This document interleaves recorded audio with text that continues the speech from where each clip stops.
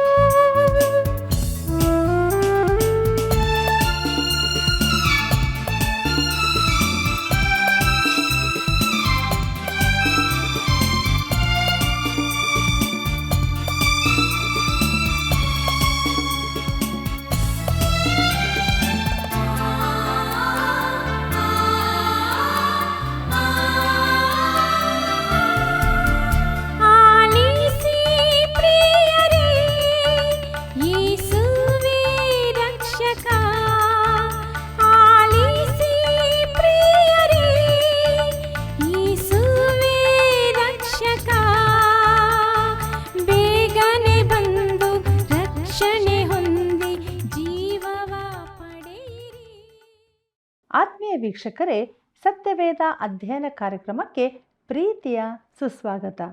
ಇಂದಿನ ಅಧ್ಯಯನದಲ್ಲಿ 2ನೇ ಪೂರ್ವಕಾಲ ವೃತ್ತಾಂತದ 10, 11 ಮತ್ತು 12ನೇ ಅಧ್ಯಾಯಗಳನ್ನು ನಾವು ಧ್ಯಾನ ಮಾಡಲಿರುವೆವು. ರೆಹಬ್ಬಾಮನ ಕಾಲದಲ್ಲಿ ಒಂದು ಪ್ರಾಮುಖ್ಯವಾದ ಘಟನೆ ನಡೆಯಿತು. ಅದಕ್ಕೆ ಕಾರಣಗಳೇನು ಎಂಬುದನ್ನು ತಿಳಿದುಕೊಳ್ಳಬೇಕೋ? ಹಾಗಾದರೆ ಬನ್ನಿರಿ, ನಮ್ಮನ್ನು ದೇವರ ತ್ರಾಣವುಳ್ಳ ಹಸ್ತಕ್ಕೆ ಒಪ್ಪಿಸಿಕೊಟ್ಟು ನಮ್ಮ ಅಧ್ಯಯನವನ್ನು ಪ್ರಾರಂಭಿಸಿ ದೇವರ ಆಶೀರ್ವಾದವನ್ನು ಹೊಂದಿಕೊಳ್ಳೋಣ. ಬನ್ನಿ ಪ್ರಾರ್ಥನೆಯನ್ನು ಮಾಡೋಣ. ಸ್ತುತಿ ಸ್ತೋತ್ರಗಳ ಮಧ್ಯದಲ್ಲಿ ವಾಸ ಮಾಡುವ ತಂದೆಯೇ, ನಿನ್ನ ಪವಿತ್ರವಾದ ನಾಮಕ್ಕೆ ಅನಂತನಂತ ಸ್ತೋತ್ರವಾಗಲಿ. ಹೌದು ಕರ್ತನೆ, ನಮಗೆ ಒಂದೊಂದು ದಿವಸವೂ ನಿನ್ನ ಜೀವವುಳ್ಳ ವಾಕ್ಯಗಳನ್ನು ಅನುಗ್ರಹಿಸುತ್ತಾ ಆತ್ಮೀಕ ಜೀವಿತಕ್ಕೆ ಬೇಕಾದಂಥ ಶಕ್ತಿ, ಬಲ, ಸಂತೋಷ, ಸಮಾಧಾನ ಕೊಡ್ತಾ ಇದ್ದಿ. ಅದಕ್ಕಾಗಿ ಸ್ತೋತ್ರ. ನಮ್ಮ ಪ್ರಿಯ ವೀಕ್ಷಕ ಬಾಂಧವರನ್ನು ಆಶೀರ್ವದಿಸು. ಅವರನ್ನು ಸಹ ನಿನ್ನ ಸತ್ಯ ಮಾರ್ಗದಲ್ಲಿ ನಡೆಯುವಂತೆ ಕೃಪೆ ತೋರಿಸು. ಯೇಸುವಿನ ನಾಮದಲ್ಲಿ ಬೇಡಿದ್ದೇವೆ, ಆಮೇನ್. ಕರ್ತನಲ್ಲಿ ಪ್ರೀತಿಯುಳ್ಳ ಸಹೋದರ ಸಹೋದರಿಯರೇ, ಮನುಷ್ಯರಲ್ಲಿ ಶ್ರೇಷ್ಠವೆನಿಸಿಕೊಳ್ಳುವಂತಾದು ದೇವರ ದೃಷ್ಟಿಯಲ್ಲಿ ಅಸಹ್ಯವಾಗಿದೆ ಎಂಬುದಾಗಿ ಹೇಳಿದಂಥ ನಮ್ಮ ರಕ್ಷಕನಾದ ಯೇಸು ಕ್ರಿಸ್ತನ ಅತೀ ಪರಿಶುದ್ಧವುಳ್ಳ ನಾಮದಲ್ಲಿ ನಿಮ್ಮೆಲ್ಲರಿಗೂ ಹೃದಯಪೂರ್ವಕವಾದ ವಂದನೆಗಳು. ಪ್ರೀತಿಯುಳ್ಳ ದೇವಜನರೇ, 2ನೇ ಪೂರ್ವಕಾಲ ವೃತ್ತಾಂತ ಪುಸ್ತಕದ ಅಧ್ಯಯನದಲ್ಲಿ ಮುಂದೆ ಸಾಗುತ್ತಾ ಇದ್ದೇವೆ. ಇಂದು ನಾವು 10, 11 ಮತ್ತು 12ನೇ ಅಧ್ಯಾಯಗಳನ್ನು ಧ್ಯಾನಿಸಲಿಕ್ಕಿದ್ದೇವೆ. ಇದರ ಮುಖ್ಯ ಪ್ರಸ್ತಾಪ ರೆಹಬ್ಬಾಮನ ಕಾಲದಲ್ಲಾದ ರಾಜ್ಯ ವಿಭಜನೆ ಎಂಬುದಾಗಿದೆ. ಪ್ರಿಯರೇ, 2ನೇ ಪೂರ್ವಕಾಲ ವೃತ್ತಾಂತದ ಕೊನೆಯ ಭಾಗಕ್ಕೆ ನಾವು ಬರುತ್ತಿದ್ದೇವೆ. ಮೊದಲ 9 ಅಧ್ಯಾಯಗಳಲ್ಲಿ ಸೊಲೊಮೋನನ ಆಳ್ವಿಕೆಯ ಕುರಿತಾಗಿ ಹೇಳಲ್ಪಟ್ಟಿದೆ. ಈಗ ಸೊಲೊಮೋನನು ಸತ್ತು ಅವನ ಮಗನಾದ ರೆಹಬ್ಬಾಮನು ಅರಸನಾಗಿದ್ದಾನೆ. ರೆಹಬ್ಬಾಮನ ಮೂರ್ಖತನದಿಂದಾಗಿ ರಾಜ್ಯವು ಇಬ್ಬಾಗವಾಯಿತು. 10 ಕುಲಗಳನ್ನೊಳಗೊಂಡ ಉತ್ತರದ ರಾಜ್ಯ ಇಸ್ರಾಯೇಲೆಂದು ಕರೆಯಿಸಿಕೊಂಡಿತು. 2 ಕುಲಗಳನ್ನೊಳಗೊಂಡ ದಕ್ಷಿಣದ ರಾಜ್ಯವು ಯಹೂದವೆಂದು ಕರೆಯಲ್ಪಟ್ಟಿತು. ದೇವರು ಯಹೂದದ ಕುರಿತು ಹೆಚ್ಚಿನ ಪ್ರಾಮುಖ್ಯತೆ ತೋರಿಸಿದನು. ಯಾಕಂದರೆ ಅದರಲ್ಲಿ ಕ್ರಿಸ್ತನವರೆಗಿನ ದಾವೀದನ ವಂಶವು ಮುಂದುವರಿಯಿತು. ರಾಜ್ಯದ ಚರಿತ್ರೆಯ ಈ ಕಾಲದಲ್ಲಿ 5 ಪುನರುಜ್ಜೀವನದ ಕಾಲಗಳಿದ್ದವು. ದೇವರ ದೃಷ್ಟಿಕೋನದಿಂದ ನೋಡುವಂತೆ ಇವುಗಳನ್ನು ಪೂರ್ವ ವೃತ್ತಾಂತದಲ್ಲಿ ವಿವರವಾಗಿ ತಿಳಿಸಲಾಗಿದೆ. ಮುಂದಕ್ಕೆ ನಾವು ನೋಡುತ್ತೇವೆ ರೆಹಬ್ಬಾಮನು ಅರಸನಾದದ್ದು ಎಂಬುದಾಗಿ. 2ನೇ ಪೂರ್ವಕಾಲ ವೃತ್ತಾಂತ 10ನೇ ಅಧ್ಯಾಯ ಮೊದಲಿನ 2 ವಚನಗಳನ್ನು ಗಮನಿಸಿರಿ. ಅಲ್ಲಿ ನಾವು ಹೀಗೆ ನೋಡುತ್ತೇವೆ: ರೆಹಬ್ಬಾಮನು ಶೇಕೆಮಿಗೆ ಹೋದನು. ಅಲ್ಲಿ ಎಲ್ಲ ಇಸ್ರಾಯೇಲ್ಯರು ಅವನನ್ನು ಅರಸನನ್ನಾಗಿ ಮಾಡುವುದಕ್ಕೆ ಕೂಡಿ ಬಂದಿದ್ದರು. ಇದಲ್ಲದೆ ಅರಸನಾದ ಸೊಲೊಮೋನನಿಗೆ ತಪ್ಪಿಸಿಕೊಂಡು ಐಗುಪ್ತಕ್ಕೆ ಓಡಿ ಹೋಗಿದ್ದ ನೇಬಾಟನ ಮಗನಾದ ಯಾರೊಬ್ಬಾಮನು ನಡೆದ ಸಂಗತಿಗಳ ವರ್ತಮಾನವನ್ನು ಕೇಳಿದೊಡನೆ ಐಗುಪ್ತದಿಂದ ಹಿಂದಿರುಗಿ ಬಂದಿದ್ದನು ಎಂಬುದಾಗಿ. ಕರ್ತನಲ್ಲಿ ಪ್ರಿಯರೇ, 2ನೇ ಪೂರ್ವಕಾಲ ವೃತ್ತಾಂತದಲ್ಲಿ ತಿಳಿಸದಿದ್ದರೂ ಅರಸುಗಳ ಪುಸ್ತಕದಲ್ಲಿ ನೋಡುವಂತೆ ಈ ಯಾರೊಬ್ಬಾಮನು ಸೊಲೊಮೋನನ ಮರಣಕ್ಕಿಂತ ಮೊದಲೇ ವಿದ್ರೋಹ ನಡೆಸಿದ್ದನು. ಅವನು ತನ್ನ ಪ್ರಾಣವನ್ನುಳಿಸಿಕೊಳ್ಳುವುದಕ್ಕಾಗಿ ಓಡಿ ಹೋಗಿ ಐಗುಪ್ತವನ್ನು ಸೇರಿಕೊಂಡಿದ್ದನು. ಅಲ್ಲಿ ಅವನು ಸೊಲೊಮೋನನ ಮರಣದವರೆಗೆ ಉಳಿದನು. ಈಗ ರಾಜ್ಯದಲ್ಲಿ ದಂಗೆ ಎಬ್ಬಿಸುವ ಉದ್ದೇಶದೊಂದಿಗೆ ಹಿಂತಿರುಗಿ ಬಂದನು. ರೆಹಬ್ಬಾಮನು ತನ್ನ ಯೋಚನೆಯಲ್ಲಿ ಬುದ್ಧಿವಂತನಾಗಿದ್ದರೆ, ಸ್ವಲ್ಪ ಮೃದುವಾಗಿ ವರ್ತಿಸುತ್ತಿದ್ದರೆ ಈ ದಂಗೆಯನ್ನು ರಾಜ್ಯ ಇಬ್ಬಾಗವಾಗುವುದನ್ನು ತಪ್ಪಿಸಬಹುದಿತ್ತು. ಆದರೆ ಅವನು ಹಾಗೆ ಮಾಡಲಿಲ್ಲ. 2ನೇ ಪೂರ್ವಕಾಲ ವೃತ್ತಾಂತ 10ನೇ ಅಧ್ಯಾಯ 3 ಮತ್ತು 4ನೇ ವಚನಗಳನ್ನು ಗಮನಿಸಿರಿ. ಅಲ್ಲಿ ನಾವು ಹೀಗೆ ನೋಡುತ್ತೇವೆ. ಇಸ್ರಾಯೇಲ್ಯರು ಅವನನ್ನು ತಮ್ಮ ಬಳಿಗೆ ಕರೆಸಿಕೊಂಡರು. ಅವನು ಎಲ್ಲ ಇಸ್ರಾಯೇಲ್ಯರೊಡನೆ ರೆಹಬ್ಬಾಮನ ಬಳಿಗೆ ಹೋಗಿ ಅವನಿಗೆ, ನಿನ್ನ ತಂದೆಯು ನಮ್ಮ ಮೇಲೆ ಭಾರವಾದ ನೊಗವನ್ನು ಹೇರಿದನು. ನಿನ್ನ ತಂದೆಯು ನೇಮಿಸಿದ ಬಿಟ್ಟಿ ಕೆಲಸವನ್ನು ನೀನು ಕಡಿಮೆ ಮಾಡಿ ನಮ್ಮ ಮೇಲಿರುವ ಭಾರವಾದ ನೊಗವನ್ನು ಹಗುರ ಮಾಡುವುದಾದರೆ ನಾವು ನಿನ್ನನ್ನು ಸೇವಿಸುವೆವು ಎಂದು ಹೇಳಲು ಎಂಬುದಾಗಿ. ಪ್ರೀತಿಯುಳ್ಳ ದೇವಜನರೇ, ತೆರಿಗೆಗಳ ಹೇರಿಕೆ ವಿವಾದಕ್ಕೆ ಕಾರಣವಾಯಿತು. ಈ ತೆರಿಗೆಗಳ ವಿಚಾರವು ಅನೇಕ ದೇಶಗಳ ಬೀಳುವಿಕೆಗೆ ಕಾರಣವಾಗಿದೆ. ಆದರೆ ನಮ್ಮ ರಾಜ್ಯ ಪ್ರತಿನಿಧಿಗಳು ಇದನ್ನು ಒಂದು ಸಮಸ್ಯೆಯನ್ನಾಗಿ ಭಾವಿಸದಿರುವುದು ದುರದೃಷ್ಟಕರ. ರೆಹಬ್ಬಾಮನ ಕಾಲದಲ್ಲಿ ಈ ತೆರಿಗೆಯ ವಿಚಾರವೇ ಒಂದು ದೊಡ್ಡ ಸಮಸ್ಯೆಯಾಗಿತ್ತು. ಯಾರೊಬ್ಬಾಮನು ನಿಧಾನವಾಗಿಯೇ ಬಂದಿದ್ದನು. ರೆಹಬ್ಬಾಮನು ತೆರಿಗೆಗಳನ್ನು ಇಳಿಸುವುದಾದರೆ ತಾವೆಲ್ಲರೂ ಅವನ ಜೊತೆಯಲ್ಲಿರುವೆವೆಂದು ಹೇಳಿದನು. ಇದಕ್ಕೆ ರೆಹಬ್ಬಾಮನು ಒಪ್ಪಿಕೊಳ್ಳುತ್ತಿದ್ದರೆ ಯಾವ ದಂಗೆಯೂ ಆಗುತ್ತಿರಲಿಲ್ಲ. ಅವನು ಅವರೆಲ್ಲರನ್ನು 3 ದಿನಗಳ ಬಳಿಕ ಬರಲು ಹೇಳಿದನು. ಜನರೆಲ್ಲರೂ ಹಿಂತಿರುಗಿದರು. ಅವರು ಕೇಳಿಕೊಂಡದ್ದು ನ್ಯಾಯವಾದದ್ದೇ ಆಗಿತ್ತು. ವಿಚಾರ ವಿಮರ್ಶೆ ಮಾಡಿ ಒಳ್ಳೆಯ ತೀರ್ಮಾನವನ್ನು ರೆಹಬ್ಬಾಮನು ತೆಗೆದುಕೊಳ್ಳಬಹುದಿತ್ತು. ನಿಜವಾದ ಬುದ್ಧಿವಂತ ನಿರ್ಧಾರವು ತೆರಿಗೆಗಳನ್ನು ಕಡಿಮೆ ಮಾಡುವುದಾಗಿತ್ತು. 2ನೇ ಪೂರ್ವಕಾಲ ವೃತ್ತಾಂತ 10ನೇ ಅಧ್ಯಾಯ 6ನೇ ವಚನದಿಂದ 8ನೇ ವಚನದವರೆಗೆ ಗಮನಿಸಿರಿ. ಅಲ್ಲಿ ನಾವು ಹೀಗೆ ನೋಡುತ್ತೇವೆ. ಆಗ ಅರಸನಾದ ರೆಹಬ್ಬಾಮನು ತನ್ನ ತಂದೆಯಾದ ಸೊಲೊಮೋನನ ಕಾಲದಲ್ಲಿ ಮಂತ್ರಿಗಳಾಗಿದ್ದ ಹಿರಿಯರನ್ನು ಕೂಡಿಸಿ ತಾನು ಜನರಿಗೆ ಕೊಡತಕ್ಕ ಉತ್ತರದ ವಿಷಯದಲ್ಲಿ ಅವರ ಆಲೋಚನೆಯನ್ನು ಕೇಳಿದನು. ಅವರು ಅವನಿಗೆ, ನೀನು ಈ ಜನರಿಗೆ ದಯ ತೋರಿಸಿ ಅವರನ್ನು ಮೆಚ್ಚಿಸುವ ಒಳ್ಳೆಯ ಉತ್ತರ ಕೊಡುವುದಾದರೆ ಅವರು ಯಾವಾಗಲೂ ನಿನಗೆ ಒಳಗಾಗಿರುವರು ಅಂದರು. ಆದರೆ ಅವನು ಹಿರಿಯರ ಆಲೋಚನೆಯನ್ನು ನಿರಾಕರಿಸಿ ತನ್ನ ಸಂಗಡಲೇ ಬೆಳೆದು ತನಗೆ ಮಂತ್ರಿಗಳೂ ಆದ ಯೌವನಸ್ಥರನ್ನು ಕರೆಯಿಸಿದನು ಎಂಬುದಾಗಿ. ಪ್ರೀತಿಯುಳ್ಳ ದೇವಜನರೇ, ರೆಹಬ್ಬಾಮನ ನಿರ್ಧಾರವು ನಿಜವಾಗಿಯೂ ತಪ್ಪಾದದಾಗಿತ್ತು. ಅವನು ತನ್ನ ತಂದೆಯ ಕಾಲದಲ್ಲಿದ್ದ ಹಿರಿಯರ ಆಲೋಚನೆಗೆ ಕಿವಿಗೊಡಬೇಕಾಗಿತ್ತು. ಅವರಿಗೆ ಪರಿಸ್ಥಿತಿ ಚೆನ್ನಾಗಿ ತಿಳಿದಿತ್ತು. ಆದರೆ ದುರದೃಷ್ಟವಶಾತ್ ಅವನು ಯೌವನಸ್ಥರ ಮಾತಿಗೆ ಕಿವಿಗೊಟ್ಟನು. ಮುಂದಕ್ಕೆ ನೋಡೋಣ. 2ನೇ ಪೂರ್ವಕಾಲ ವೃತ್ತಾಂತ 10ನೇ ಅಧ್ಯಾಯ 10 ಮತ್ತು 11ನೇ ವಚನಗಳನ್ನು. ಅಲ್ಲಿ ನಾವು ಹೀಗೆ ನೋಡುತ್ತೇವೆ. ಅವರು ಅವನಿಗೆ, ನಿನ್ನ ತಂದೆಯು ನಮ್ಮ ಮೇಲೆ ಹೇರಿರುವ ಭಾರವಾದ ನೊಗವನ್ನು ಹಗುರ ಮಾಡು ಎಂಬುದಾಗಿ ನಿನ್ನನ್ನು ಬೇಡಿಕೊಂಡ ಜನರಿಗೆ ನೀನು, ನನ್ನ ತಂದೆಯ ನಡುವಿಗಿಂತ ನನ್ನ ಕಿರಿಬೆರಳು ದಪ್ಪವಾಗಿದೆ. ನನ್ನ ತಂದೆಯು ನಿಮ್ಮ ಮೇಲೆ ಭಾರವಾದ ನೊಗವನ್ನು ಹೇರಿರುವುದು ನಿಜ. ಆದರೆ ನಾನು ಅದಕ್ಕೆ ಇನ್ನೂ ಹೆಚ್ಚಿನ ಭಾರವನ್ನು ಕೂಡಿಸುತ್ತೇನೆ. ಅವನು ನಿಮ್ಮನ್ನು ಬಾರುಕೋಲುಗಳಿಂದ ಹೊಡೆದದ್ದು ನಿಜ. ನಾನಾದರೋ ನಿಮ್ಮನ್ನು ಮುಳ್ಳು ಕೊರಡೆಗಳಿಂದ ದಂಡಿಸುವೆನು ಎಂಬುದಾಗಿ ಹೇಳಬೇಕು ಎಂದು ಉತ್ತರ ಕೊಟ್ಟರು ಎಂಬುದಾಗಿ. ಪ್ರೀತಿಯುಳ್ಳ ದೇವಜನರೇ, ಯೌವನಸ್ಥರು ಹೇಳಿದರು, ನೀನು ಅವನ ಮಾತಿಗೆ ಒಪ್ಪಬೇಡ. ಇದೇ ಸ್ಥಿತಿ ಮುಂದುವರಿಯಲಿ. ನಮಗೆಲ್ಲರಿಗೂ ಇದರಿಂದ ಕೆಲಸವೂ ಲಾಭವೂ ಇದೆ. ತೆರಿಗೆಗಳನ್ನು ಇಳಿಸಬೇಡ, ಇನ್ನೂ ಹೆಚ್ಚಿಸು ಎಂಬುದಾಗಿ. ಯೌವನಸ್ಥನಾದ ರೆಹಬ್ಬಾಮನು ಮಾಡಿದ ಅತೀ ಬುದ್ಧಿಹೀನವಾದ ತೀರ್ಮಾನ ಇದಾಗಿತ್ತು. ಪ್ರಿಯರೇ, ಸೊಲೊಮೋನನು ತೆರಿಗೆಗಳನ್ನು ಹೆಚ್ಚಿಸಿದನೆಂಬುದನ್ನು ಹಿರಿಯ ಮಂತ್ರಿಗಳು ಒಪ್ಪಿದ್ದರು. ಈಗ ಕಟ್ಟಡಗಳ ಕಾರ್ಯಕ್ರಮ ನಿಲ್ಲಿಸಬೇಕೆಂದು ಅವರು ಸಲಹೆ ಕೊಟ್ಟರು. ತೆರಿಗೆಗಳನ್ನು ಇಳಿಸುವ ಸಮಯ ಬಂದಿದೆ ಎಂದು ಹೇಳಿದರು. ಪ್ರೀತಿಯುಳ್ಳ ದೇವಜನರೇ, ಯಾವುದೇ ಸರಕಾರವಾದರೂ ಹೆಚ್ಚಿಸಿದ್ದ ತೆರಿಗೆಗಳನ್ನು ಕಡಿಮೆ ಮಾಡಿದ್ದನ್ನು ಎಂದಾದರೂ ಕೇಳಿದ್ದೀರಾ? ರಾಜಕಾರಣಿಗಳು ತೆರಿಗೆಗಳನ್ನು ಇಳಿಸುತ್ತೇವೆಂದು ಹೇಳಿಕೊಂಡೇ ಅಧಿಕಾರಕ್ಕೆ ಬರುತ್ತಾರೆ. ಅಧ್ಯಕ್ಷರಾಗಲಿ ಮೇಯರ್ಗಳಾಗಲಿ ಈ ರೀತಿಯ ಭರವಸೆಗಳನ್ನು ಕೊಡುತ್ತಲೇ ಬಂದಿದ್ದಾರೆ. ಆದರೆ ತೆರಿಗೆಗಳು ಏರುತ್ತಲೇ ಇರುತ್ತವೆ. 2ನೇ ಪೂರ್ವಕಾಲ ವೃತ್ತಾಂತ 10ನೇ ಅಧ್ಯಾಯ 12ನೇ ವಚನದಿಂದ 14ನೇ ವಚನದವರೆಗೆ ಗಮನಿಸಿರಿ. ಅಲ್ಲಿ ಹೀಗೆ ಬರೆದದೆ: ಯಾರೊಬ್ಬಾಮನೂ ಎಲ್ಲಾ ಜನರು ಅರಸನಾದ ರೆಹಬ್ಬಾಮನ ಅಪ್ಪಣೆಯಂತೆ 3ನೆಯ ದಿನದಲ್ಲಿ ತಿರುಗಿ ಅವನ ಬಳಿಗೆ ಬಂದರು. ಅರಸನು ಅವರಿಗೆ ಕಠಿಣವಾದ ಉತ್ತರವನ್ನು ಕೊಟ್ಟನು. ಅವನು ಹಿರಿಯರ ಆಲೋಚನೆಗಳನ್ನು ನಿರಾಕರಿಸಿ ಯೌವನಸ್ಥರ ಆಲೋಚನೆಗನುಸಾರವಾಗಿ ಜನರಿಗೆ, ನನ್ನ ತಂದೆಯು ನಿಮ್ಮ ಮೇಲೆ ಭಾರವಾದ ನೊಗವನ್ನು ಹೇರಿರುವುದು ನಿಜ, ಆದರೆ ನಾನು ಅದಕ್ಕೆ ಇನ್ನೂ ಹೆಚ್ಚಿನ ಭಾರವನ್ನು ಕೂಡಿಸುವೆನು. ಅವನು ನಿಮ್ಮನ್ನು ಬಾರುಕೋಲುಗಳಿಂದ ಹೊಡೆದದ್ದು ನಿಜ, ನಾನಾದರೋ ನಿಮ್ಮನ್ನು ಮುಳ್ಳು ಕೊರಡೆಗಳಿಂದ ದಂಡಿಸುವೆನು ಎಂದು ನುಡಿದನು ಎಂಬುದಾಗಿ. ಪ್ರಿಯರೇ, ಯೌವನಸ್ಥರು ನೀಡಿದ ಹೃದಯಹೀನ ಕಠಿಣ ಸಲಹೆಯಂತೆ ರೆಹಬ್ಬಾಮನು ಉತ್ತರ ಕೊಟ್ಟನು. 2ನೇ ಪೂರ್ವಕಾಲ ವೃತ್ತಾಂತ 10ನೇ ಅಧ್ಯಾಯ 15ನೇ ವಚನ ಹೀಗೆ ಹೇಳುತ್ತದೆ: ಅರಸನು ಜನರ ಮಾತನ್ನು ಕೇಳದೆ ಹೋದದ್ದು ದೈವಯೋಗದಿಂದಲೇ. ಈ ಪ್ರಕಾರ ಯೆಹೋವನು ಶಿಲೋವಿನವನಾದ ಅಹಿಯನ ಮುಖಾಂತರವಾಗಿ ನೇಬಾಟನ ಮಗನಾದ ಯಾರೊಬ್ಬಾಮನಿಗೆ ಹೇಳಿಸಿದ ಮಾತು ನೆರವೇರಿತು ಎಂಬುದಾಗಿ. ಪ್ರಿಯರೇ, ಇಲ್ಲಿ ತಿಳಿಸಿದ ಮಾತು 1ನೇ ಅರಸುಗಳ ಪುಸ್ತಕದ 11ನೇ ಅಧ್ಯಾಯ 9ನೇ ವಚನದಿಂದ 39ನೇ ವಚನದಲ್ಲಿರುತ್ತದೆ. ಮುಂದಕ್ಕೆ ನಾವು ನೋಡೋಣ. 2ನೇ ಪೂರ್ವಕಾಲ ವೃತ್ತಾಂತ 10ನೇ ಅಧ್ಯಾಯ 16ನೇ ವಚನವನ್ನು.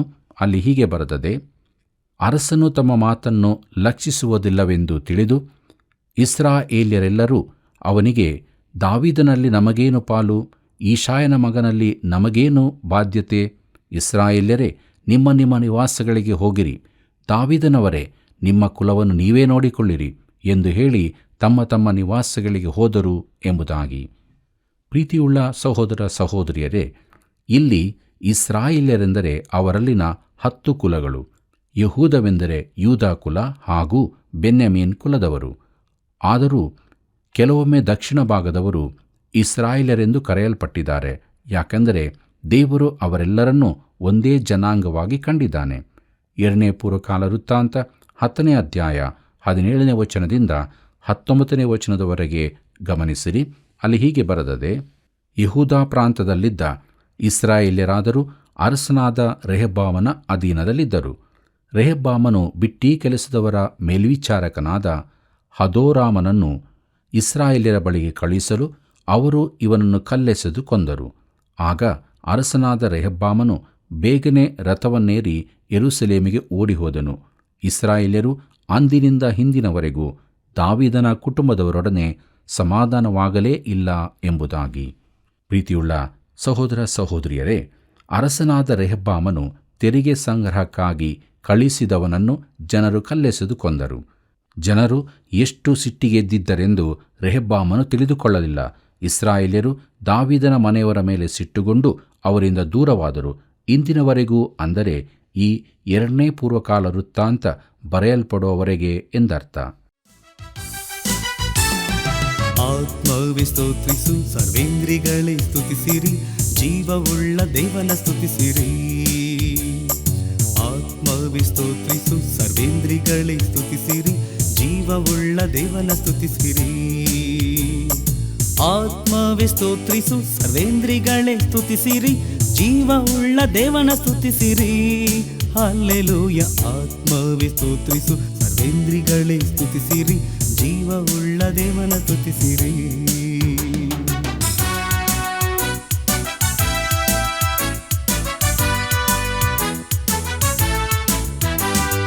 ದೇವರ ಮಹೋಪಕಾರ 1 2 ಎಂದಲ್ಲ, ಕೋಟಿಯಂತೆ ಅಧಿಕವಾದದು. ದೇವರ ಮಹೋಪಕಾರ 1 2 ಎಂದಲ್ಲ, ಕೋಟಿಯಂತೆ ಅಧಿಕವಾದದು. ಹೃದಯವೇ ಸ್ತೋತ್ರಿಸು, ಕೋಟಿಗಿಂತ ಅಧಿಕವಾದ ಸ್ತುತಿ ಯಜ್ಞ ನೀನು ಸಲ್ಲಿಸು. ಹಲ್ಲೆಲೂಯ. ಆತ್ಮವೇ ಸ್ತೋತ್ರಿಸು. ಪ್ರೀತಿಯುಳ್ಳ ದೇವಜನರೇ, ಮುಂದಕ್ಕೆ ನಾವು ರೆಹಬ್ಬಾಮನ ಆಳಿಕೆಯ ಆರಂಭದ ದಿನಗಳು ಎಂಬುದನ್ನು ನೋಡೋಣ. ರೆಹಬ್ಬಾಮನು ಯೆರೂಸಲೇಮಿಗೆ ಹಿಂತಿರುಗಿದಾಗ ತನ್ನ ರಾಜ್ಯವು ಬಹುವಾಗಿ ಕಡಿತವಾದದ್ದನ್ನು ತಿಳಿದುಕೊಂಡನು. ಅವನು ಇನ್ನೊಂದು ಬುದ್ಧಿಹೀನ ಕೆಲಸವನ್ನು ಮಾಡಿದನು. 2 ಪೂರ್ವಕಾಲ ವೃತ್ತಾಂತ 11ನೇ ಅಧ್ಯಾಯ 1ನೇ ವಚನ ಹೀಗೆ ಹೇಳುತ್ತದೆ: ರೆಹಬ್ಬಾಮನು ಯೆರೂಸಲೇಮನ್ನು ಮುಟ್ಟಿದ ನಂತರ ಇಸ್ರಾಯೇಲ್ಯರಿಗೆ ವಿರೋಧವಾಗಿ ಯುದ್ಧ ಮಾಡುವುದಕ್ಕೂ ರಾಜ್ಯವನ್ನು ತಿರುಗಿ ತನ್ನ ವಶಪಡಿಸಿಕೊಳ್ಳುವುದಕ್ಕೂ ಯೆಹೂದ ಬೆನ್ಯಾಮೀನ್ ಕುಲಗಳಿಂದ 180,000 ಮಂದಿ ಸೈನಿಕರನ್ನು ಕೂಡಿಸಿದನು ಎಂಬುದಾಗಿ. ಪ್ರಿಯರೇ, ಮೊದಲಿಗೆ ತನ್ನ ಮೂರ್ಖತನದಿಂದಾಗಿ ರೆಹಬ್ಬಾಮನು ರಾಜ್ಯದ ಬಹುಭಾಗವನ್ನು ಕಳಕೊಂಡನು. ಈಗ ಅವನು ಆಂತರಿಕ ಯುದ್ಧ ನಡೆಸುವ ಮೂರ್ಖ ಕೆಲಸಕ್ಕೆ ಕೈ ಹಾಕಿದನು. 2 ಪೂರ್ವಕಾಲ ವೃತ್ತಾಂತ 11ನೇ ಅಧ್ಯಾಯ 2ನೇ ವಚನದಿಂದ 4ನೇ ವಚನದವರೆಗೆ ಗಮನಿಸಿರಿ. ಅಲ್ಲಿ ನಾವು ಹೀಗೆ ನೋಡುತ್ತೇವೆ: ಆಗ ದೇವರ ಮನುಷ್ಯನಾದ ಶೇಮಾಯನಿಗೆ, ನೀನು ಹೋಗಿ ಸೊಲೊಮೋನನ ಮಗನೂ ಯೆಹೂದದ ಅರಸನೂ ಆದ ರೆಹಬ್ಬಾಮನಿಗೂ ಯೆಹೂದ ಬೆನ್ಯಾಮೀನ್ ಕುಲಗಳ ಇಸ್ರಾಯೇಲ್ಯರೆಲ್ಲರಿಗೂ ಯೆಹೋವನು ಇಂತೆನ್ನುತ್ತಾನೆ, ನೀವು ನಿಮ್ಮ ಸಹೋದರರೊಡನೆ ಯುದ್ಧ ಮಾಡುವುದಕ್ಕೆ ಹೋಗಬಾರದು, ಎಲ್ಲರೂ ಹಿಂದಿರುಗಿ ಹೋಗಿರಿ, ಈ ಕಾರ್ಯವು ಯೆಹೋವನಿಂದಾಗಿದೆ ಎಂದು ಹೇಳಬೇಕು ಎಂಬ ಯೆಹೋವನ ವಾಕ್ಯವುಂಟಾಗಲು ಅವರು ಯೆಹೋವನ ಮಾತನ್ನು ಕೇಳಿ ಯಾರೊಬ್ಬಾಮನಿಗೆ ವಿರೋಧವಾಗಿ ಹೊರಡದೆ ಹಿಂದಿರುಗಿ ಹೋದರು ಎಂಬುದಾಗಿ. ಪ್ರೀತಿಯುಳ್ಳ ಸಹೋದರ ಸಹೋದರಿಯರೇ, ದೇವರು ಮಧ್ಯಪ್ರವೇಶಿಸಿ ಆಂತರಿಕ ಯುದ್ಧವಾಗದಂತೆ ತಡೆದನು. ಮುಂದಕ್ಕೆ ನೋಡೋಣ. 2 ಪೂರ್ವಕಾಲ ವೃತ್ತಾಂತ 11ನೇ ಅಧ್ಯಾಯ 11 ಮತ್ತು 12ನೇ ವಚನಗಳನ್ನು ಅಲ್ಲಿ ಹೀಗೆ ನೋಡುತ್ತೇವೆ: ಅವನು ಈ ಕೋಟೆಗಳನ್ನು ಬಲಪಡಿಸಿ ನಾಯಕರ ವಶಕ್ಕೆ ಕೊಟ್ಟು ಪ್ರತಿಯೊಂದರಲ್ಲಿ ಆಹಾರ ಪದಾರ್ಥ, ಎಣ್ಣೆ, ದ್ರಾಕ್ಷಾರಸ ಇವುಗಳನ್ನು ಗುರಾಣಿ ಬರ್ಜಿಗಳನ್ನು ಸಂಗ್ರಹಿಸಿಟ್ಟನು. ಈ ಪ್ರಕಾರ ಇವುಗಳನ್ನು ಅತ್ಯಧಿಕವಾಗಿ ಭದ್ರಪಡಿಸಿದನು ಎಂಬುದಾಗಿ. ಪ್ರೀತಿಯುಳ್ಳ ದೇವಜನರೇ, ಈಗ ರೆಹಬ್ಬಾಮನು ಉತ್ತರದವರಿಂದ ತನ್ನನ್ನು ರಕ್ಷಿಸಿಕೊಳ್ಳುವುದಕ್ಕೋಸ್ಕರ ತನ್ನ ರಾಜ್ಯವನ್ನು ಬಲಗೊಳಿಸತೊಡಗಿದನು. ದಾವೀದ ಸೊಲೊಮೋನರ ರಾಜ್ಯದ ಭಾಗವಾಗಿದ್ದ ಪ್ರದೇಶವು ಈಗ ಅವನ ಕೈತಪ್ಪಿ ಹೋಗಿ ಅವನು ತನ್ನ ಯುವಕ ಮಿತ್ರ ಸಲಹೆಗೆ ಒಪ್ಪಿದ ಮೂರ್ಖತನದಿಂದಾಗಿ ವೈರಿ ರಾಜ್ಯವಾಯಿತು. 2 ಪೂರ್ವಕಾಲ ವೃತ್ತಾಂತ 11ನೇ ಅಧ್ಯಾಯ 13ನೇ ವಚನ ಹೀಗೆ ಹೇಳುತ್ತದೆ: ಯೆಹೂದ ಬೆನ್ಯಾಮೀನ್ ಕುಲಗಳವರು ಅವನ ಸ್ವಾಧೀನದಲ್ಲಿದ್ದದಲ್ಲದೆ ಬೇರೆ ಎಲ್ಲ ಇಸ್ರಾಯೇಲ್ ಪ್ರಾಂತಗಳಲ್ಲಿದ್ದ ಯಾಜಕರೂ ಲೇವಿಯರು ಅವನೊಡನೆ ಕೂಡಿಕೊಂಡರು ಎಂಬುದಾಗಿ. ಕರ್ತನಲ್ಲಿ ಪ್ರಿಯರೇ, ಲೇವಿಯರಿಗೆ ಇಸ್ರಾಯೇಲ್ ದೇಶದಲ್ಲಿನ ಅನೇಕ ಪಟ್ಟಣಗಳು ಕೊಡಲ್ಪಟ್ಟಿದ್ದರೂ ಅವರು ಒಂದು ಪ್ರತ್ಯೇಕ ಕುಲವಾಗಿ ಸ್ವಾಸ್ಥ್ಯ ಹೊಂದಿರಲಿಲ್ಲ. ಈಗ ಉತ್ತರದ ಭಾಗದಲ್ಲಿದ್ದ ಲೇವಿಯರೆಲ್ಲರೂ ದಕ್ಷಿಣಕ್ಕೆ ಯೆಹೂದ ಹಾಗೂ ಯೆರೂಸಲೇಮಿಗೆ ಬಂದು ಸೇರಿಕೊಂಡರು. 2 ಪೂರ್ವಕಾಲ ವೃತ್ತಾಂತ 11ನೇ ಅಧ್ಯಾಯ 14 ಮತ್ತು 15ನೇ ವಚನ ಹೀಗೆ ಹೇಳುತ್ತದೆ: ಲೇವಿಯರು ಯೆಹೋವನಿಗೆ ಯಾಜಕ ಸೇವೆ ಮಾಡದಂತೆ ಯಾರೊಬ್ಬಾಮನೂ ಅವನ ಮಕ್ಕಳು ಅವರನ್ನು ತಳ್ಳಿಬಿಟ್ಟು ತಾವು ಏರ್ಪಡಿಸಿದ ಪೂಜಾಸ್ಥಳಗಳ ಅಜದೇವತೆ, ಬಸವಮೂರ್ತಿ ಇವುಗಳಿಗೋಸ್ಕರ ಬೇರೆ ಪೂಜಾರಿಗಳನ್ನು ನೇಮಿಸಿಕೊಂಡದ್ದರಿಂದ ಅವರು ಗೋಮಾಳಗಳುಳ್ಳ ತಮ್ಮ ಸ್ವಾಸ್ಥ್ಯಗಳನ್ನು ಬಿಟ್ಟು ಯೆಹೂದ ದೇಶಕ್ಕೂ ಯೆರೂಸಲೇಮಿಗೂ ಬಂದರು ಎಂಬುದಾಗಿ. ಪ್ರೀತಿಯುಳ್ಳ ದೇವಜನರೇ, ದೇವಾಲಯದ ಸೇವೆಯಲ್ಲಿ ತಾವು ಮುಂದುವರಿಯುವುದಕ್ಕಾಗುವಂತೆ ಉತ್ತರ ರಾಜ್ಯದ ಭಾಗದಲ್ಲಿ ವಾಸವಾಗಿದ್ದ ಎಲ್ಲ ಯಾಜಕರೂ ಲೇವಿಯರು ದಕ್ಷಿಣದ ಭಾಗಕ್ಕೆ ಬಂದರು. ಆಗ ಯಾರೊಬ್ಬಾಮನು ದೆವ್ವಗಳ ಆರಾಧನೆಯನ್ನು ಪ್ರಾರಂಭಿಸಿದನು. ಅರಸುಗಳ ಪುಸ್ತಕದಲ್ಲಿ ಈ ಕುರಿತು ಹೆಚ್ಚಿನ ವಿವರಗಳು ಕೊಡಲ್ಪಟ್ಟಿವೆ. ಜನರು ಯೆರೂಸಲೇಮಿನಲ್ಲಿರುವ ಯೆಹೋವನ ಆಲಯಕ್ಕೆ ಯಜ್ಞಾರ್ಪಣೆಗಾಗಿ ಹೋಗುವುದಾದರೆ ಅವರ ಮನಸ್ಸು ಅವರ ಒಡೆಯನೂ ಯೆಹೂದದ ಅರಸನೂ ಆದ ರೆಹಬ್ಬಾಮನ ಕಡೆಗೆ ತಿರುಗಿತು. ಅವರು ನನ್ನನ್ನು ಕೊಂದು ಅವನ ಬಳಿಗೆ ಹೋದಾರು ಅಂದುಕೊಂಡು ಬಹಳವಾಗಿ ಆಲೋಚಿಸಿ ಕಡೆಯಲ್ಲಿ ಬಂಗಾರದ 2 ಬಸವನ ಮೂರ್ತಿಗಳನ್ನು ಮಾಡಿಸಿ ಇಸ್ರಾಯೇಲ್ಯರಿಗೆ, ನೀವು ಜಾತ್ರೆಗಾಗಿ ಯೆರೂಸಲೇಮಿಗೆ ಹೋದದ್ದು ಸಾಕಾಯಿತು, ಇಗೋ ನಿಮ್ಮನ್ನು ಐಗುಪ್ತದಿಂದ ಕರೆತಂದ ದೇವರುಗಳು ಇಲ್ಲಿರುತ್ತವೆ ಎಂದು ಹೇಳಿ ಅವುಗಳಲ್ಲಿ ಒಂದನ್ನು ಬೇತೇಲಿನಲ್ಲಿರಿಸಿ ಇನ್ನೊಂದನ್ನು ದಾನಿಗೆ ಕಳುಹಿಸಿದನು. ಇದನ್ನಾವು 1ನೇ ಅರಸುಗಳ ಪುಸ್ತಕ 12ನೇ ಅಧ್ಯಾಯ 27ನೇ ವಚನದಿಂದ 29ನೇ ವಚನಗಳನ್ನು ಓದುವಾಗ ತಿಳಿದುಕೊಳ್ಳುತ್ತೇವೆ. ಪ್ರಿಯರೇ, ಜನರು ಚಿನ್ನದ ಬಸವನನ್ನು ಪೂಜಿಸತೊಡಗಿದರು. ಇದು ಸೈತಾನನ ಆರಾಧನೆಯಾಗಿದೆ. ಪ್ರಿಯರೇ, ಆಸ್ಯದ 7 ಸಭೆಗಳಿದ್ದ ಪ್ರದೇಶಗಳಲ್ಲಿ ಪೆರ್ಗಮದಲ್ಲಿರುವ ಸಭೆಗೆ, ನೀನು ವಾಸ ಮಾಡುವ ಸ್ಥಳವನ್ನು ಬಲ್ಲೆನು, ಅದು ಸೈತಾನನ ಸಿಂಹಾಸನವಿರುವ ಸ್ಥಳವಾಗಿದೆ ಎಂದು ಹೇಳಿರುವುದನ್ನು ನೆನಪಿಸಬಹುದು. ಪ್ರಕಟಣೆ ಪುಸ್ತಕ 2ನೇ ಅಧ್ಯಾಯ 13ನೇ ವಚನದಲ್ಲಿ ಇದು ಬರೆದದೆ. 2ನೇ ಪೂರ್ವಕಾಲ ವೃತ್ತಾಂತ 11ನೇ ಅಧ್ಯಾಯ 16 ಮತ್ತು 17ನೇ ವಚನಗಳನ್ನು ಗಮನಿಸಿರಿ. ಅಲ್ಲಿ ಹೀಗೆ ನೋಡುತ್ತೇವೆ, ಇಸ್ರಾಯೇಲ್ಯರ ಎಲ್ಲಾ ಕುಲಗಳಲ್ಲಿ ಇಸ್ರಾಯೇಲ್ ದೇವರಾದ ಯೆಹೋವನ ದರ್ಶನವನ್ನು ಬಯಸುವವರು ತಮ್ಮ ಪಿತೃಗಳ ದೇವರಾದ ಯೆಹೋವನಿಗೆ ಯಜ್ಞವರ್ಪಿಸುವುದಕ್ಕಾಗಿ ಆ ಲೇವಿಯರನ್ನು ಹಿಂಬಾಲಿಸಿ ಯೆರೂಸಲೇಮಿಗೆ ಬಂದರು. ಇವರೆಲ್ಲರೂ ಮೊದಲನೆಯ 3 ವರ್ಷಗಳಲ್ಲಿ ದಾವೀದ ಸೊಲೊಮೋನರ ಮಾರ್ಗದಲ್ಲಿ ನಡೆಯುತ್ತಿದ್ದರಿಂದ ಯೆಹೂದ ರಾಜ್ಯವು ಆ ವರುಷಗಳಲ್ಲಿ ವೃದ್ಧಿಯಾಗಿ ಯೆರೂಸಲೇಮನ ಮಗನಾದ ರೆಹಬ್ಬಾಮನು ಬಲಗೊಂಡನು ಎಂಬುದಾಗಿ. ಕರ್ತನಲ್ಲಿ ಪ್ರಿಯರೇ, ಉತ್ತರದ 10 ಕುಲಗಳಲ್ಲಿ ದೇವರಿಗೆ ನಂಬಿಗಸ್ತರಾದ ಕೆಲವರಿದ್ದರು. ಅವರು ಯೆರೂಸಲೇಮಿಗೆ ದೇವಾರಾಧನೆಗೆ ಬಂದರು. ರೆಹಬ್ಬಾಮನ ವೈಯಕ್ತಿಕ ಜೀವಿತದ ಕುರಿತಾಗಿ ಹೇಳಲ್ಪಟ್ಟದನ್ನು ಮುಂದಕ್ಕೆ ನೋಡುವ. 2ನೇ ಪೂರ್ವಕಾಲ ವೃತ್ತಾಂತ 12ನೇ ಅಧ್ಯಾಯ 21ನೇ ವಚನದಿಂದ 23ನೇ ವಚನದವರೆಗೆ ದಯವಿಟ್ಟು ನೀವು ನಿಮ್ಮ ಸತ್ಯವೇದದಲ್ಲಿ ಓದಿಕೊಳ್ಳಬೇಕಾಗಿ ಪ್ರೀತಿಯಿಂದ ಕೇಳಿಕೊಳ್ಳುತ್ತೇನೆ.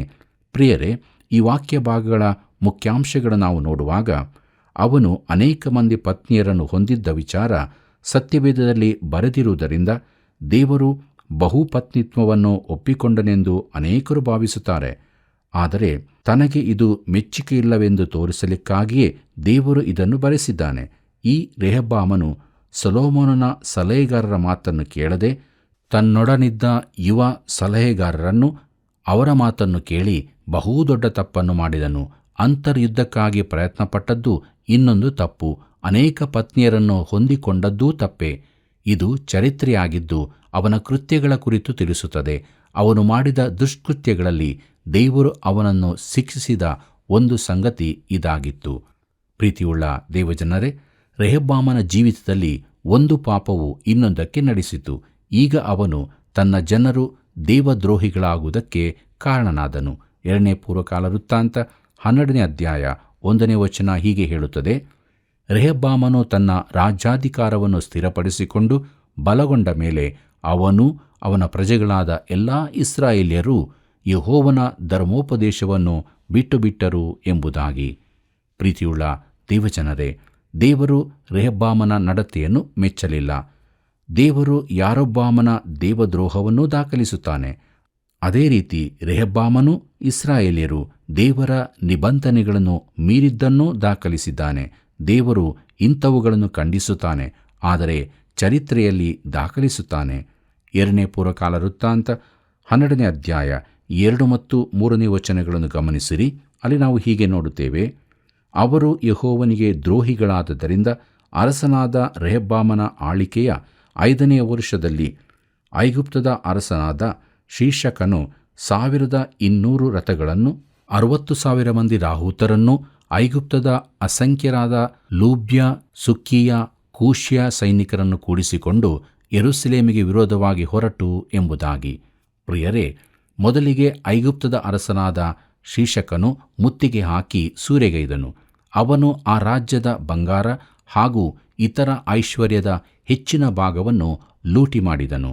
ಪ್ರೀತಿಯುಳ್ಳ ದೇವಜನರೇ, 2ನೇ ಪೂರ್ವಕಾಲ ವೃತ್ತಾಂತ 12ನೇ ಅಧ್ಯಾಯ 9ನೇ ವಚನದಿಂದ 11ನೇ ವಚನದವರೆಗೆ ಕೂಡ ನೀವು ನಿಮ್ಮ ಸತ್ಯವೇದದಲ್ಲಿ ಓದಿಕೊಳ್ಳಬೇಕಾಗಿ ಪ್ರೀತಿಯಿಂದ ಕೇಳಿಕೊಳ್ಳುತ್ತೇನೆ. ಪ್ರಿಯರೇ, ಈ ವಾಕ್ಯ ಭಾಗಗಳು ನಮಗೆ ತಿಳಿಸುವುದೇನೆಂದರೆ, ದಾವೀದನು ಬಂಗಾರದಿಂದ ಮಾಡಿಸಿದ ದೊಡ್ಡ ಗುರಾಣಿಗಳನ್ನು ಸೊಲೊಮೋನನು ದೇವಾಲಯದಲ್ಲಿರಿಸಿದ್ದನು. ಅವುಗಳು ಸೂರೆಯಾದ ಬಳಿಕ ರೆಹಬ್ಬಾಮನು ಬದಲಾಗಿ ಕೆಳಮಟ್ಟದವುಗಳನ್ನು ಮಾಡಿಸಿದನು. ಈಗ ಬಂಗಾರದ ಗುರಾಣಿಗಳಿಲ್ಲ, ತಾಮ್ರದ ಗುರಾಣಿಗಳು ಬಂದವು. ಅವರ ಪಾಪಗಳಿಗಾಗಿ ದೇವರು ಕೊಟ್ಟ ಒಂದು ಶಿಕ್ಷೆ ಇದೆ. 2ನೇ ಪೂರ್ವಕಾಲ ವೃತ್ತಾಂತ 12ನೇ ಅಧ್ಯಾಯ 12ನೇ ವಚನ ಹೀಗೆ ಹೇಳುತ್ತದೆ, ರೆಹಬ್ಬಾಮನು ತನ್ನನ್ನು ತಗ್ಗಿಸಿಕೊಂಡದರಿಂದಲೂ ಯೆಹೂದ್ಯರಲ್ಲಿ ಕೆಲವು ಸುಲಕ್ಷಣಗಳು ತೋರುತ್ತಿದ್ದರಿಂದಲೂ ಯೆಹೋವನು ರೆಹಬ್ಬಾಮನ ಮೇಲಣ ಕೋಪವನ್ನು ಬಿಟ್ಟನು, ಅವನನ್ನು ಪೂರ್ಣವಾಗಿ ಹಾಳು ಮಾಡಲಿಲ್ಲ ಎಂಬುದಾಗಿ. ಪ್ರಿಯರೇ, ಇದು ದೇವರ ಅದ್ಭುತ ಕರುಣೆಯನ್ನು ತೋರಿಸುತ್ತದೆ. ಇವನು ತನ್ನನ್ನು ತಗ್ಗಿಸಿಕೊಂಡಾಗ ದೇವರು ಅವನ ಹಾಗೂ ಯೆಹೂದ್ಯರ ಮೇಲಣ ದಂಡವನ್ನು ಹಿಂತೆಗೆದನು. ಪ್ರೀತಿಯುಳ್ಳ ದೇವಜನರೇ, 2ನೇ ಪೂರ್ವಕಾಲ ವೃತ್ತಾಂತ 12ನೇ ಅಧ್ಯಾಯ 13ನೇ ವಚನವನ್ನು ಗಮನಿಸೋಣ. ಅಲ್ಲಿ ಹೀಗೆ ಬರೆದದೆ, ಅರಸನಾದ ರೆಹಬ್ಬಾಮನು ಯೆರೂಸಲೇಮಿನಲ್ಲಿ ತನ್ನ ರಾಜ್ಯಾಧಿಕಾರವನ್ನು ಸ್ಥಿರಪಡಿಸಿಕೊಂಡು ಆಳುವವನಾದನು. ಅವನು ತನ್ನ 41ನೆಯ ವರ್ಷ ತುಂಬಿದ ಮೇಲೆ ಪಟ್ಟಕ್ಕೆ ಬಂದು, ಯೆಹೋವನು ತನ್ನ ಹೆಸರಿಗೋಸ್ಕರ ಇಸ್ರಾಯೇಲ್ಯರ ಎಲ್ಲಾ ಕುಲಗಳಿಂದ ಆರಿಸಿಕೊಂಡ ಯೆರೂಸಲೇಮಿನಲ್ಲಿ 17 ವರ್ಷ ಆಳಿದನು. ಅಮ್ಮೋನಿಯಳಾದ ನಯಮಾ ಎಂಬಾಕೆಯು ಅವನ ತಾಯಿ ಎಂಬುದಾಗಿ.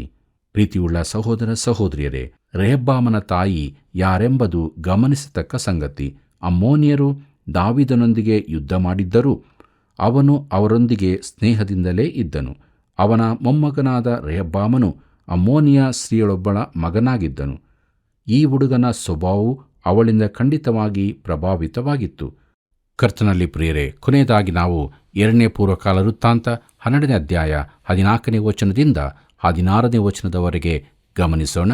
ಅಲ್ಲಿ ಹೀಗೆ ಬರೆದದೆ: ಅವನು ಯೆಹೋವನನ್ನು ಅನುಸರಿಸುವುದಕ್ಕೆ ಮನಸ್ಸು ಮಾಡದೆ ದ್ರೋಹಿಯಾದನು.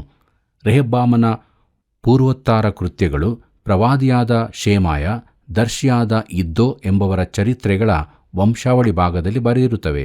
ರೆಹಬ್ಬಾಮನಿಗೂ ಯಾರೊಬ್ಬಾಮನಿಗೂ ಯಾವಾಗಲೂ ಯುದ್ಧ ನಡೆಯುತ್ತಿತ್ತು. ರೆಹಬ್ಬಾಮನು ಪಿತೃಗಳ ಬಳಿಗೆ ಸೇರಲು ಅವನ ಶವಕ್ಕೆ ದಾವೀದ ನಗರದಲ್ಲಿ ಸಮಾಧಿಯಾಯಿತು. ಅವನ ಮಗನಾದ ಅಬಿಯನು ಅವನ ಬದಲಾಗಿ ಅರಸನಾದನು ಎಂಬುದೇ. ಪ್ರೀತಿಯುಳ್ಳ ದೇವಜನರೇ, ರೆಹಬ್ಬಾಮನ ಮೂರ್ಖತನದಿಂದ ರಾಜ್ಯವು ಇಬ್ಬಾಗವಾದದ್ದನ್ನು ನಾವು ತಿಳಿದೆವು. ದೇವವಾಕ್ಯದ ಬೆಳಕಿನಲ್ಲಿ ನಮ್ಮ ಜೀವಿತವನ್ನು ಪರೀಕ್ಷಿಸಿಕೊಳ್ಳೋಣ. ನಾವು ಯಾವಾಗಲೂ ದೇವರ ವಾಕ್ಯಕ್ಕೆ ವಿಧೇಯರಾಗಿ ದೇವರ ಆತ್ಮನ ಹತೋಟಿಯಲ್ಲಿದ್ದುಕೊಂಡು ಐಕ್ಯತೆಯಿಂದ ನಮ್ಮ ಜೀವಿತದಲ್ಲಿ ಮುಂದೆ ಮುಂದೆ ಸಾಗೋಣ. ಹೀಗಾಗುವಂತೆ ದೇವರು ತಾನು ನಮಗೆ ಸಹಾಯ ಮಾಡಿ ನಡೆಸಲಿ. ಕರ್ತನ ಕೃಪೆಯು ಸದಾ ನಿಮ್ಮ ಸಂಗಡ ಇರಲಿ. ಅರಸನಾದ ರೆಹಬ್ಬಾಮನ ಮೂರ್ಖತನದಿಂದಾಗಿ ಇಸ್ರಾಯೇಲ್ ರಾಜ್ಯವು 10 ಕುಲಗಳನ್ನು ಒಳಗೊಂಡ ಉತ್ತರ ಮತ್ತು 2 ಕುಲಗಳನ್ನು ಒಳಗೊಂಡ ದಕ್ಷಿಣ ರಾಜ್ಯವೆಂದು ವಿಭಾಗವಾಯಿತು. ಇಸ್ರಾಯೇಲ್ ಮತ್ತು ಯೆಹೂದ ಎಂದು ಇದನ್ನು ಕರೆಯಲಾಯಿತು.